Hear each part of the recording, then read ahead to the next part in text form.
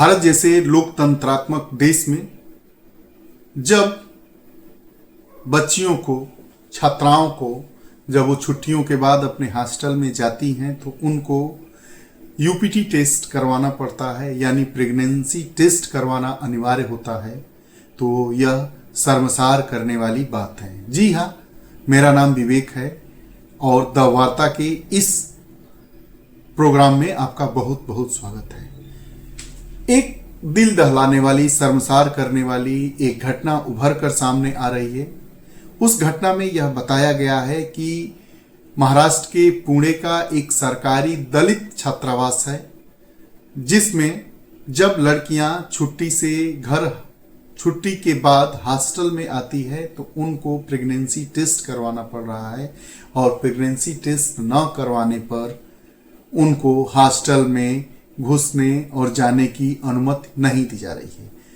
नाम न बताने के आधार पर यह जो रिपोर्ट छपी थी उसमें कई बातें सामने उजागर होकर आई है जो हमारे समाज को इस आधुनिक युग में शर्मसार कर रही है। जो टेस्ट लड़कियां करवाती हैं, जबरदस्ती उनसे कहा जाता है कि तुम जाओ अपना यूपीटी टेस्ट करवाओ। यूपीटी टेस्ट यानी यूरिनल प्रेगनेंसी टेस्ट करवाओ और उसका सर्टिफिकेट दो कि यह पॉजिटिव है या निगेटिव है।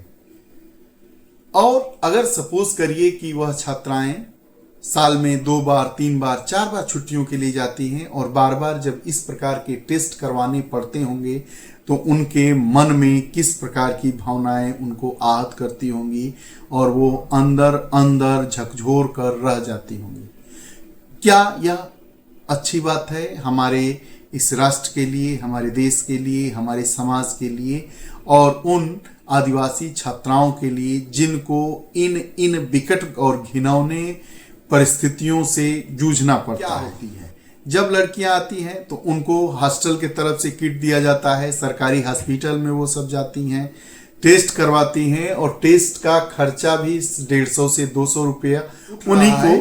कि क्या यह कानूनी रूप से सही है? क्या हमारा संविधान या जो छात्रावास है उसका जो संविधान है वह क्या इसे कानूनी मान्यता देता है? तो बिल्कुल नहीं। हमारे संविधान में या हमारे कानून में इस प्रकार के कोई नियम और प्रावधान नहीं है कि जब छात्राएं छुट्टी से हॉस्टल की तरफ आए, हॉस्टल में आए तो उनका प्रेगनेंसी टेस्ट करवाया जाए।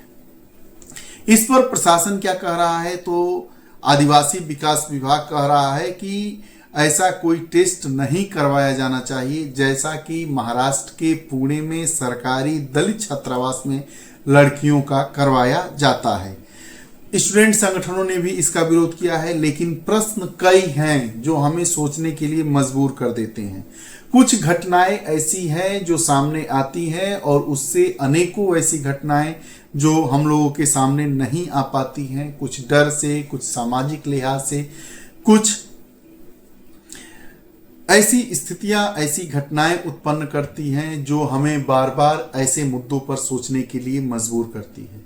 यह जो महाराष्ट्र के पुणे में सरकारी छात्रावास की यह जो घटना है वह छात्रावास के प्रशासन को, जिसने इस प्रकार के नियमों को बनाया, उसको भी इसके बारे में सोचने की जरूरत है।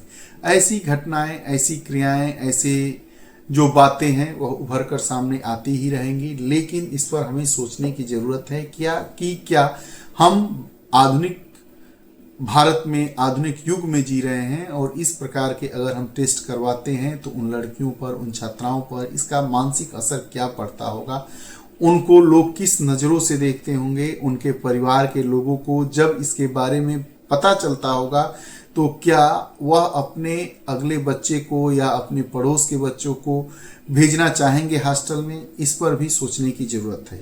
ये हमारा रहा आज का यह एक वीडियो सेशन। आपको कैसा लगा कमेंट सेक्शन में इस पर जाइए और अपने विचार दीजिए। ऐसे ही त्वरित मुद्दों के साथ हम द वार्ता के इस वीडियो सेशन में प्रस्तुत होते हैं। बहुत बहुत धन्यवाद। नमस्कार। जय हिंद।